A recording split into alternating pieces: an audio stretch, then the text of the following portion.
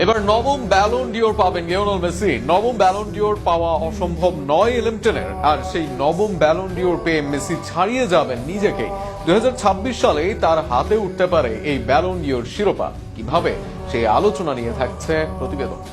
গত মৌসুমে ব্যালনের দৌড়ে সেরা 30-এও ছিলেন না তিনি। অনেকেই বলেন মেসির ব্যক্তিগত অর্জনের পরিসীমা হয়ে আসছে ক্ষুদ্র, কেননা ইউরোপিয়ান ফুটবল থেকে দূরে মেসি। যদিও মেসি যেখানেই যান মেসিকে ঘিরে থাকে সব নজর, তবে পুরস্কার অর্জনে প্রাধান্য থাকে ইউরোপের ফুটবল।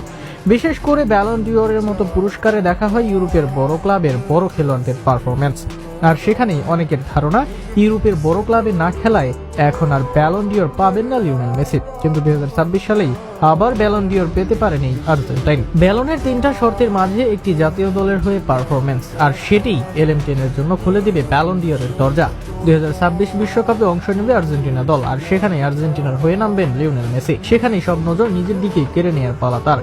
কোনো সন্দেহ নেই 2026 বিশ্বকাপেও দলের সবচেয়ে বড় তারকা মেসি। এখনো জাতীয় দলের হয়ে মেসির পারফরম্যান্স ক্ষুরধার। সর্বশেষ কোপা আমেরিকা এবং বিশ্বকাপ বাছাই পর্বের ম্যাচে তার পারফরম্যান্স ছিল নজর কাড়া। সেই লিওনেল মেসিকে ঘিরে টানা দ্বিতীয় বিশ্বকাপ জয়ের স্বপ্ন দেখবে আর্জেন্টিনা দল।